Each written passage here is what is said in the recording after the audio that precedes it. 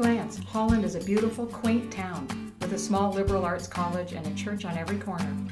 For many of its 33,481 inhabitants, Holland is a place that boasts a deep and rich Dutch heritage that goes all the way back to 1847. But Holland is more than just tulips, windmills, and wooden shoes. Another community has been growing in Holland since the 1890s. Amidst the sea of Dutchmen, the Hispanic community is thriving and, according to the 2010 U.S. Census, makes up about 22.7% of the Holland population. This documentary will explore the history and impact of the Hispanic community in Holland, from its beginning influential roots to its present-day growth through immigration. In this documentary, we will present some prominent figures of Holland's Hispanic community who have not only impacted the community themselves, but who have also had the opportunity to witness the changes that Holland has undergone. First, we turn to Dean Alfredo Gonzalez to tell us about the history of the first wave of Hispanic immigrants in Holland and the interactions since then. He is the Assistant Provost and Dean of International and Multicultural Education, and has been involved in multiculturalism at Hope College for more than 20 years. He is the president of the Tulipanes Latino Art and Film Festival and was the chair of the Michigan Commission for Spanish-Speaking Affairs and LAUP. The very first wave of immigrants who were Hispanic came probably in the early 1900s, in particularly 1910 and thereafter. If you look at the history of Mexico, that was about the time that the Mexican Revolution was going on. And so some people were fleeing from the revolution on one hand. On the other hand, there were a group of people from Texas in particular who were looking for work. And there was apparently a great need for workers. And so they would send someone from here to southern Texas, and then they would bring people by bus or by car, so they would get here.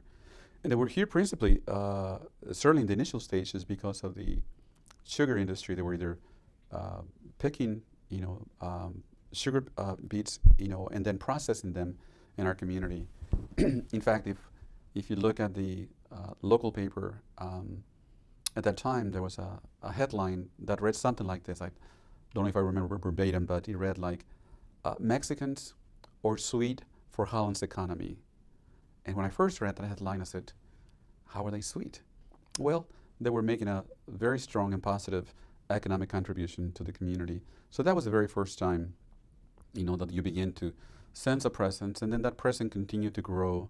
And then during the Second War, when a lot of American men were fighting in the war, there were needs in some of our local industries for additional work. So remember, women were perhaps making ammunition, working in airplanes, but you needed more production. So local companies at that time, like General Electric, the Heinz Company, and others, were also in need of help. So people came in very large waves. They stayed here, and then with time, they settled. So in the 1960s, there were probably more than 100,000 migrants, in addition to the people who were already here, coming on an annual basis.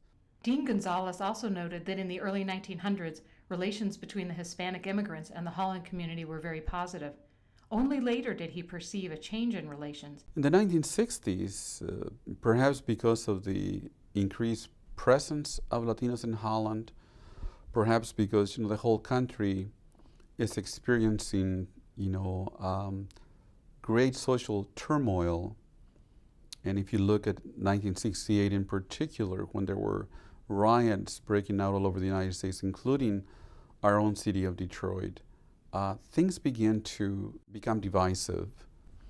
Because of the exclusion in the early 1970s, I was a part of a group that thought that since the Holland Chamber of Commerce had omitted from one of their premier publications the presence of any minorities in Holland, and we had spoken with them about correcting that error, and they refused to even talk with us, we thought that we would boycott the Tulip Time Festival. Reasonable minds prevailed, and they agreed to pull that publication So it took us a long time, I think, to be able to get over some of the differences, but they were pronounced at one time. Where are they today? I suspect that some would argue that we've made a lot of changes, and we have. There is just a lot of evidence of goodwill in our community. But in some instances, I think one could say that there's still segregation in Holland. I can only go downtown on A Street and go to JP's or go to Alpenrose or Butch's, wherever I go. And it doesn't take me very long to notice who's there and who's not there. What does that say about our community? Well, perhaps it suggests that we have more work to do in the coming years. Dean Alfredo Gonzalez outlined critical historical factors that led to dissension between the Hispanic community and other Hollanders. This tension is not surprising, since immigration is an ongoing movement nationwide. As Dean Gonzalez mentioned, earlier Hispanic immigrants were welcomed to come and work. However, modern immigrants are faced with far more challenges and adversity. Bearing this knowledge in mind, we sought out Sarah Jor van Oosterhout. She graduated from MSU's law school and practiced for a year in Mexico. After returning to the U.S., she worked for the Diocese of Grand Rapids, Immigration Legal Services, and is now a Holland immigration attorney. Our office specifically deals exclusively with immigration issues, and we've narrowed our practice down to primarily family issues. Our primary focus is reunited families, but we will also take cases for citizenship, asylum, cases that fall under the Violence Against Women Act, and other victim cases such as the U visa or the T visa. U visa would be for victims of crime, T visa is for trafficking victims. Sarah shared with us the realities of immigration, as well as two major events in recent U.S. history that contributed to modern immigrant struggles. I think one of the most important things to keep in mind is that immigration has been happening in massive waves for centuries, and I think in the present day, media and political personalities and political voices want us to believe that this is something brand new and startling and shocking and something that should strike fear into the hearts of every American because we're losing grip on, our culture and our language. Really, up until, let's say, like 1920s, 1930s, you were seeing a large migration of Europeans into the United States, and that sort of changed when President Wilson passed the Immigration Act of 1917 and started capping those numbers of people who were allowed into the United States. And then post 9/11, so that was in 2001, you saw a dramatic change, and we're still seeing these changes affected now, but a dramatic change in immigration. One of the biggest changes is just that the former INS, Immigration and Naturalization Services, is now the Department of Homeland Security. And so this umbrella agency pretty much engulfed everything that had to do with Homeland Security, terrorism efforts, or anti-terrorism efforts, and anything immigration related. And so as a result, it created these three sub-agencies: the Customs and Border Patrol, the Immigration and Customs Enforcement, and then U.S. Citizenship and Immigration Services. And so those are the three big sub-agencies that deal with immigration, and those are what I deal with on a daily basis. As a result of the creation of the Department of Homeland Security, you saw a dramatic increase in the powers that CBP and ICE have at the borders and within our country. Despite these drastic governmental and national attitude changes, immigrants are still compelled on a daily basis to come to the United States. Even though these immigrants have escaped difficult circumstances, they still face struggles here in the U.S. Where there's a will, there's a way. I don't think a wall is going to stop people from entering the United States, especially when there are such strong forces driving them here to the United States, whether it's family reunification, political asylum, seeking refugee status, trying to escape slavery, or gang recruitment, drug wars. I mean, there are a lot of factors motivating movement here to the United States. When you stop and consider like the perilous journey that they have to take to get to the United States, you realize that those are their choice is either stay and die or attempt this journey and maybe die. I mean, it's a really desperate decision that they make to come here. I just had a guy in here who was talking about his experience when he first arrived here. He came as a high school. He was a high school student when he arrived in the United States. He came here with a green card. His dad petitioned him, and so he came here to live. He started school at West Ottawa High School, and he said it was a really difficult experience just because he was so harassed by like a lot of the Anglo students or the white students, and he said even though he had come to the United States by lawful means, he was still treated like someone who had arrived here unlawfully, and so he was mercilessly harassed during school and bullied, called a wetback. Sarah's young client is just one example of many young adults who must work harder to succeed in a predominantly Caucasian area. As made evident by this story, immigration is a difficult transition for kids. Holland schools are becoming more aware of this reality and are beginning to make necessary changes to help these young students. We decided to talk with someone within the Holland school system who has the unique perspective into minority students and their specific challenges.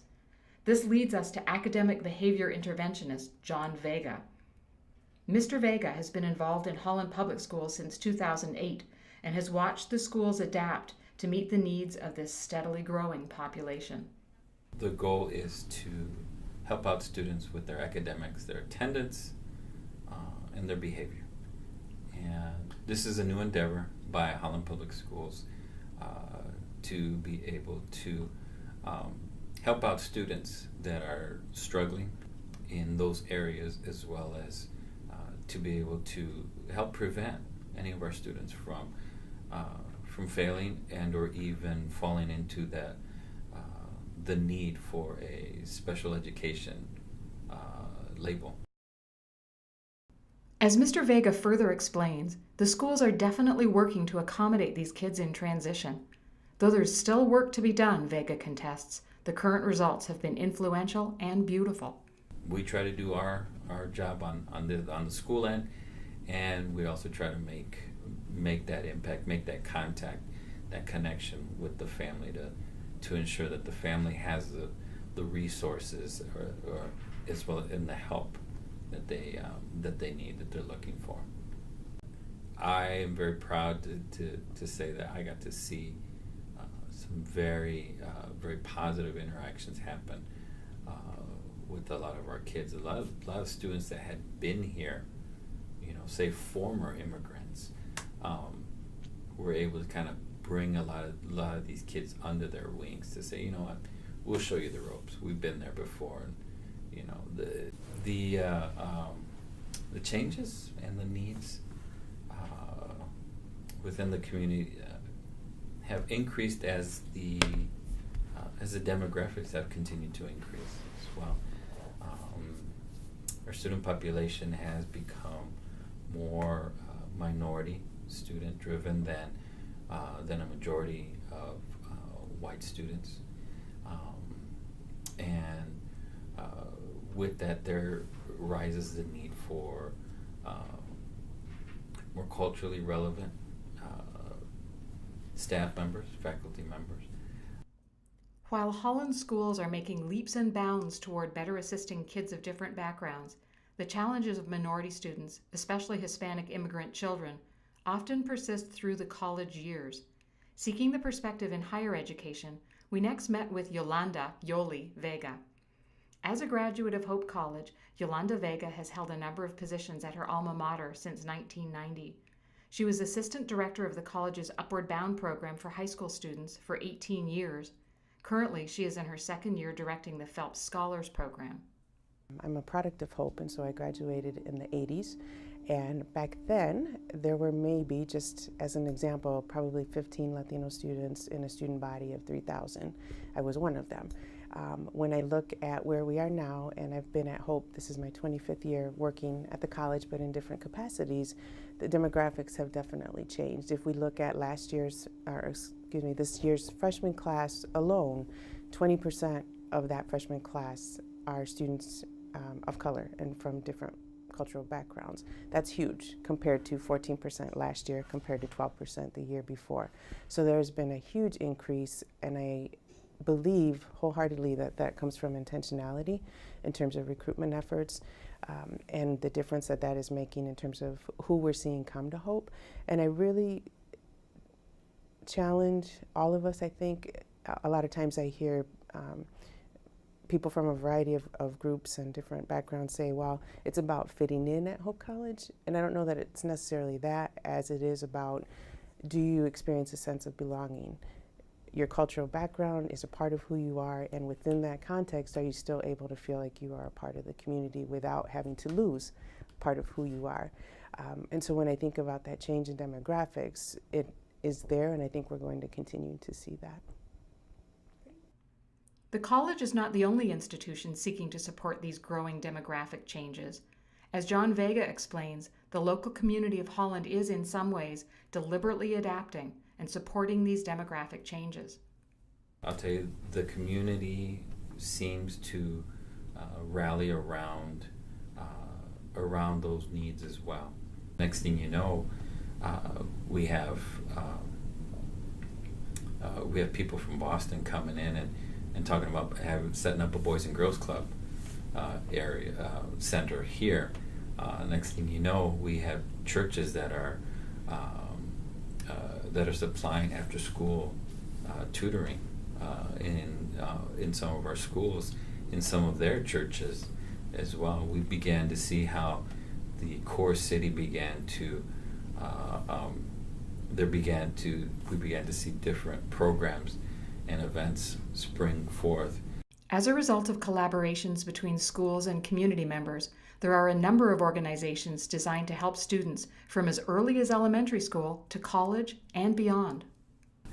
I'm on the board for CASA, which stands for Children's After School Achievement. And the program has been around for quite a few years. And what I enjoy about CASA is that it comes alongside elementary school kids and helps them not only to read, but to become, I guess, just explorers. I love going down and seeing the kids working with their tutors, and great to see them, the kids, doing their homework with their tutors. But to me, it's a much more special time when you see them reading a book, when you see them sitting side by side. The Upward Bound program is a federal program and one of three that was initially started in the mid-60s as a response to the war on poverty and really wanting to provide access to higher education for students, at least from that time, the terminology disadvantaged backgrounds, and so really wanting to level the playing field for that. So it was one of three initial programs. As a federally funded program, they established guidelines for participants, and that's true across the country. Our Upward Bound program here at Hope College is one of the original ones and celebrated 40 years of history at Hope fairly recently, and so that's been exciting to see them be a part of the college community, but also the local community. Their primary goals are to work with students from a first-generation background, so neither parent has a four-year college degree, and or from a low-income background. And so by federal guidelines, 2/3 of the participants have to meet both of those criteria. The rest can be either or. Beyond that, it's about the potential to be successful in college. The three target high schools that Upward Bound works with in our local area are Holland, West Ottawa, and Fenville. So by nature of the makeup of those schools, there's a huge Latino population, not just in Holland, but at those three target schools. So while it is not a federal requirement to be from a certain cultural background, we naturally reflect the students that are in our community. So within the students who are currently in the program, pretty close to 70% are from a Latino or Hispanic background, mostly Mexican American. A lot of families have settled out of migrant work and decided to stay in the Holland area. There are those who might be recent arrivals from Mexico, but pretty much mostly from a Mexican-American background is what we're seeing here in Holland. The Phelps Scholar Program is actually in its 16th year of existence, and when it first started there were 39 students total in the program, and it was part of a comprehensive plan to improve minority participation at the college. Since then we've grown to, on average, 95 to 100 students per year. And the students self-select. Every admitted student to Hope receives an invitation and publicity to join the program, to participate. They do have to be willing to make a one-year commitment, and that would involve living in Scott Hall, taking an FYS together, taking a class in the spring together that focuses on culture. And really, the concept of the program when it first began was to bring students together from different backgrounds. So yes, it was to improve the participation for students of color at Hope, but also expand that so that students from all different backgrounds could experience what it's like to get to know people who are different from them. And I think one of the primary goals of Phelps Scholars is for students to learn about the world and its people, and that different doesn't necessarily mean bad. And so because we have different backgrounds, different stories, they all have value. So how do we practice building community on a daily basis through relationships, even, and that's hard work sometimes. I think we forget that. And so Phelps Scholars really give students the opportunity to practice that on a daily basis. It's also about getting off to a good start. So because they're all first-year students, we're interested in providing the support and the experiences that will help that first year be a good year. And then really just exposing them to preparation for not just succeeding in college, but also in life. So whether that's through speakers or through the cultural trips that we take, it's really about expanding opportunities. And we are strong believers and supporters of the college's global learning outcomes and how that plays out in everything that we do. These programs are thriving and producing advances and successes in the lives of Holland's youth. The programs not only support students, but also help remove obstacles for those struggling to find success in a predominantly white American culture. It should be noted that this community is not perpetually struggling. In fact, this population is thriving. The impact of the Hispanic community is not just evident within the education system, but in many other areas as well. We sought out several key figures to voice the many significant impacts this community has had and is having in Holland in three main areas: business, politics, and religion. First, we entered the world of business and industry. Holland is historically known for its thriving factories and business. One such industry is Kennewa Industries. Ed Amaya started as manufacturer manager at Kennewa Industries in 2003 and became the president of the company in 2006. Under Amaya's leadership, Kennewa was awarded the Minority-Owned Business of the Year Award from the Holland Chamber in 2012. Kennewa Industries is a custom metal fabrication shop that's been around for over 35 years. It was a business that was started by the DeVries family, and it started out by painting fishing lures, a Northport nailer. And they eventually evolved into fabrication, actually machining to then fabrication, the welding which we currently do. So we're a custom house. Everything we build here is to suit. It's not something that we build to sell off the shelf. It meets the needs of our customer to the T, exactly how they want it, when they want it. And so we do a lot with steel, a lot more MIGging than we do TIGging, but we also have capabilities from cutting to bending to forming, drilling, and so we're just basically a custom fabrication shop here in the Holland area. All right, to be a minority-owned business, first of all, you have to have somewhere in your family line those that come out or have come from out of the U.S. In my case, it was my grandparents who were from Mexico. And so what we do then is that we apply for certification, which is a strenuous ordeal. You go through interviews, proving that with birth certificates, having folks come and interview those around in the company, assuring and making sure that I am who I say I am and that I have the abilities that I say I have to run this company, or that I have the majority ownership of this company, which I do. Victor Orozco served as a Holland City Councilman from 1993 to 2007. He was the second councilman of Hispanic ethnicity to serve in Holland. Mr. Orozco shared with us his journey to becoming a Holland councilman. In 1985, when I arrived here in Holland, I was already pretty much had left my political life behind.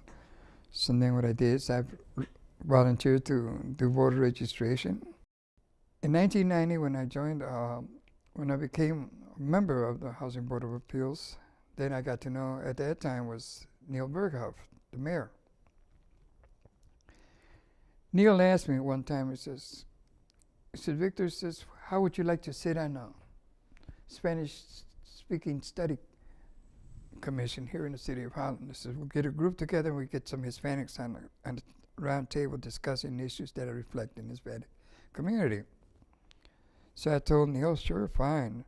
I continued doing that for maybe a year or 2 years. And then in 1993, there was an opening on city council. At that time, Neil Berghoff, the mayor, asked me, he said, Victor, why don't you put your name for an appointment on city council? Well, it turns out that there was only two of us left, Jerome Corbis and I. So it turned around that night, in city council chambers, everybody was in, the whole room was packed to see who was going to get it. I mean, the whole room.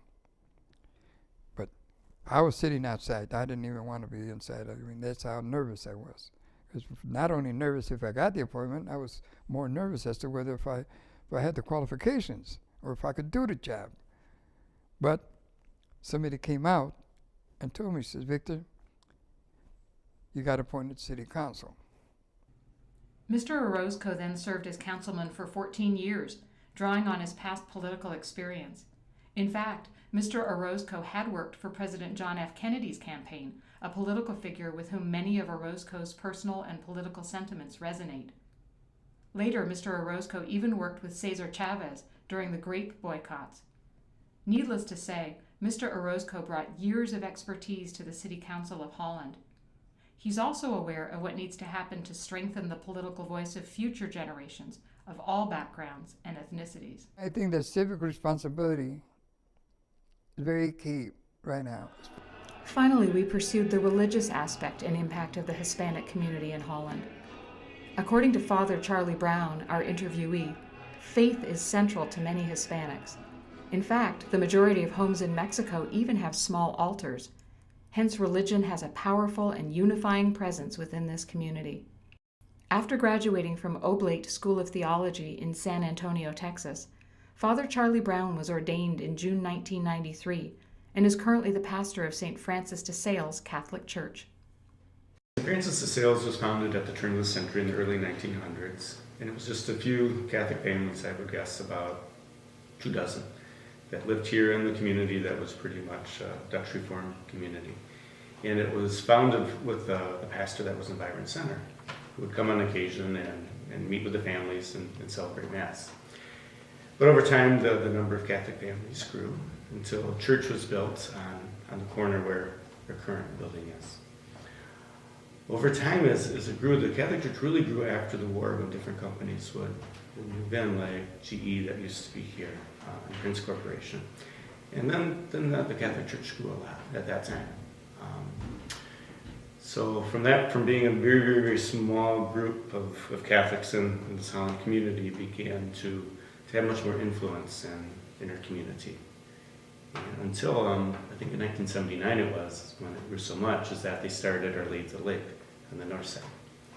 So that's part of the history of St. Francis de Sales. And in terms of our Hispanic community, the first record of our Hispanic presence was some baptisms that happened in the 30s. They were migrant farm workers. But the real migration from people coming first from Texas to work was more prevalent in the late 40s into the 50s. And around, I think it was 1954, it was for the first time there was a priest that spoke Spanish that came to minister to the Hispanics. And they were able to get their own chapel. They had a chapel on the same block where the church was. And so St. Francis's parishes at that time, their response to the Hispanic presence was to have a special Spanish Mass for them in their language and their traditions and their cultures. And that happened for quite a few years until in the late 60s, the pastor at the time decided we need to really integrate our communities. So he took down both of the churches and built one. One of the things I'm very proud about at our parish here at St. Francis de Sales is our mission statement, which speaks about how all of us come together in our diversity to be one. All of us are pilgrim people, journeying towards that kingdom. And what's really amazing about that is the emphasis we put on welcoming everybody. So people from different cultures, people from Hope College, people from visitors that come into our community in the different seasons. And so making this a parish where everybody's welcome and every gift is appreciated. Because so often in our world, it seems like we all have to try to have a uniformity, try to look and act and be the same. And I believe as Christians, we're called to celebrate our diversity because that comes from God. But in that diversity, finding our unity.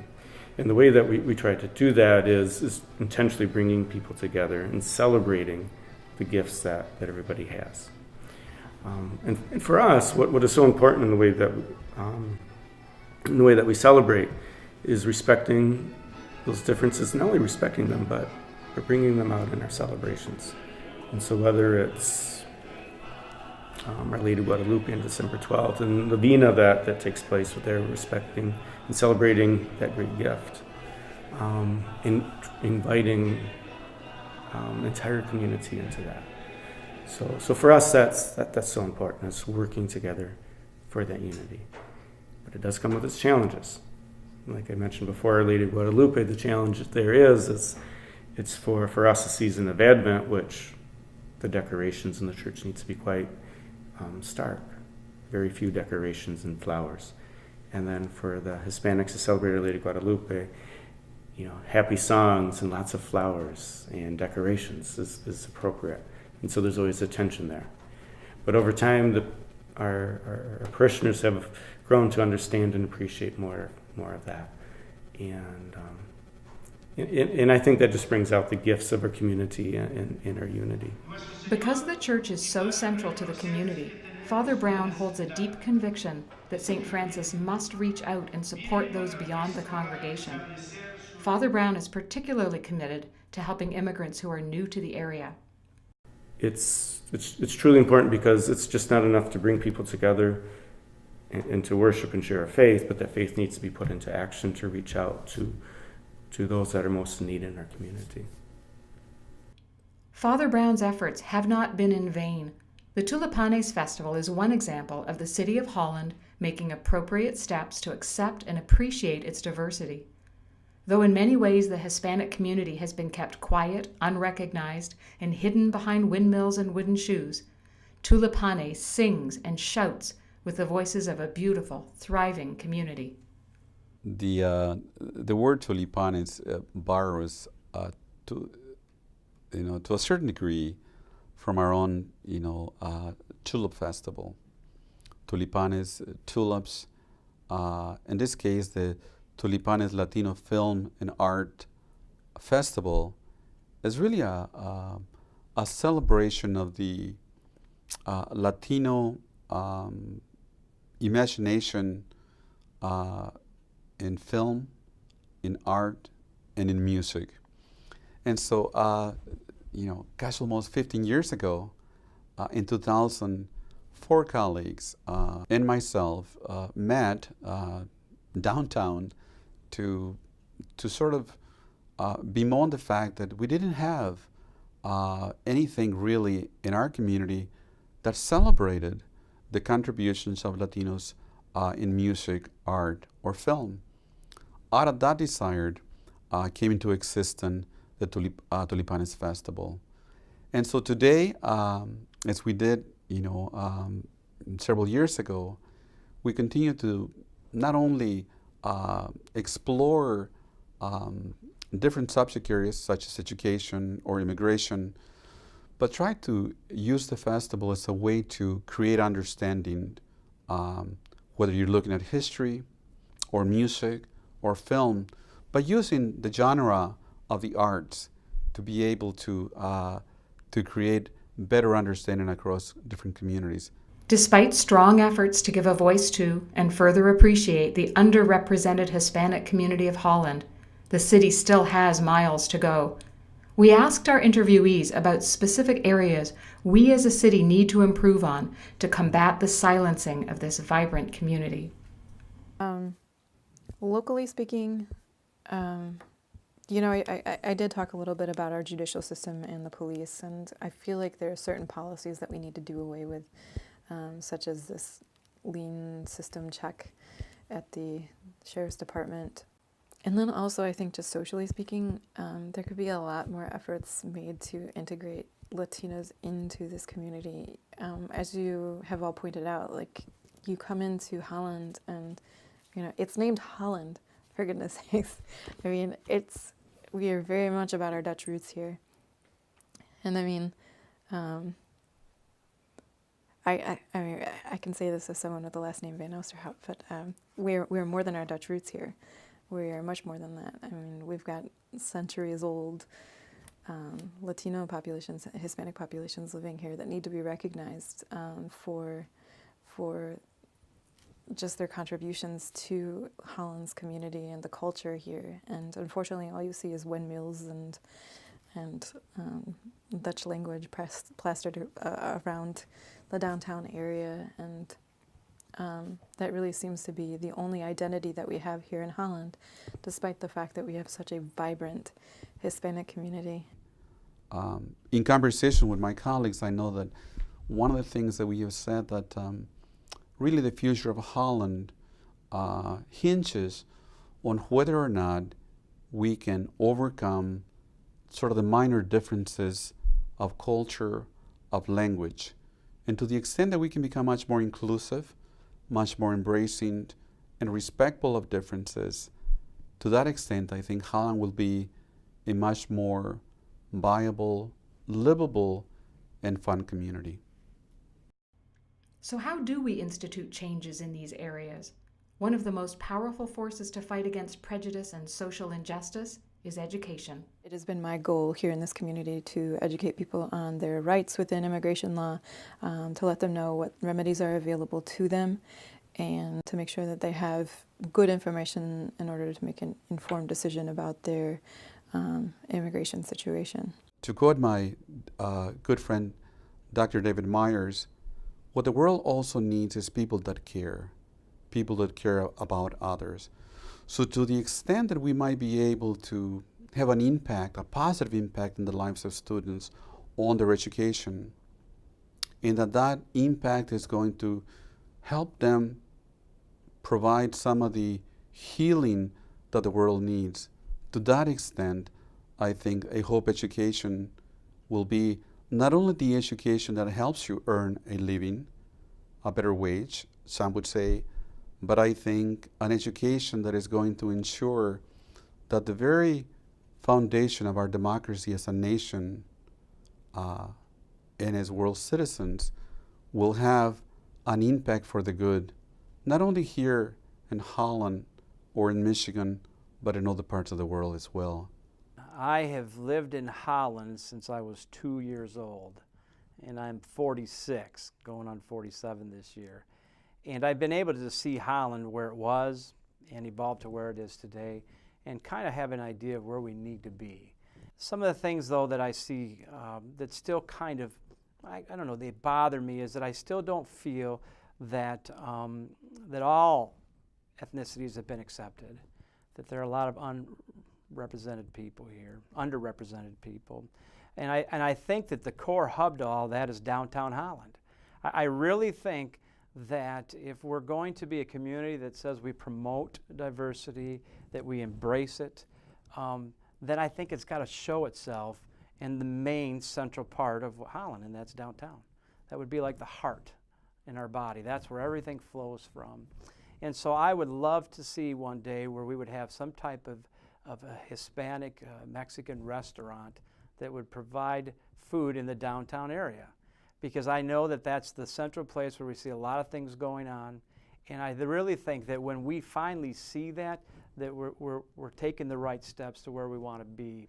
It's unfortunate, I feel, that there are still times in downtown Holland where people of my race don't feel welcomed.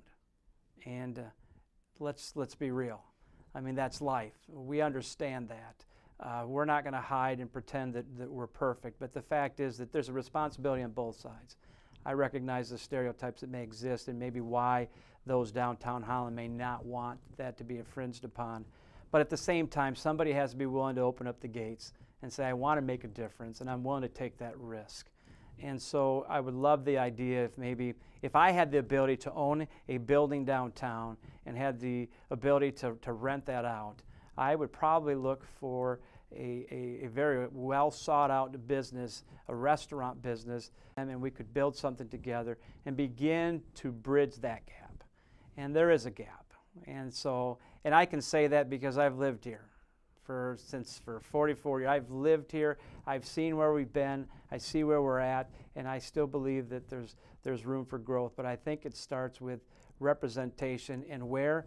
Downtown Holland. I think we need to have that, and I believe that would just be great. I see all the Mexican restaurants on the outskirts that at lunchtime when we go that are being that people are coming to, and I think, wow, if we could just have just a snippet of this downtown Holland, how much more better would that be? So there's a part of me that still is intrigued by that idea, and who knows? I wouldn't call it Kenoa's Tacos, but I would probably find a way to see if I couldn't make that happen. So I think that would be healthy for all of us, and it would definitely be a sign of improvement for our community. Holland boasts a multitude of tulips during its annual Tulip Time celebration, especially along 8th Street itself. As the tulips spread far and wide along the streets and in the gardens of Holland, everyone who sees loves the array of color and beauty. There are 75 different species of tulip, each unique in its color and size. Just as Holland proudly displays its diversity of tulips, so too should Holland proudly celebrate the diversity within its own community.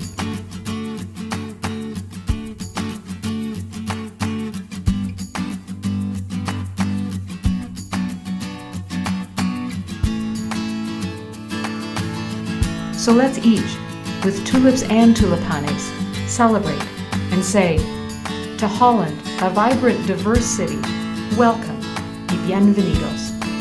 Bienvenidos. Bienvenidos.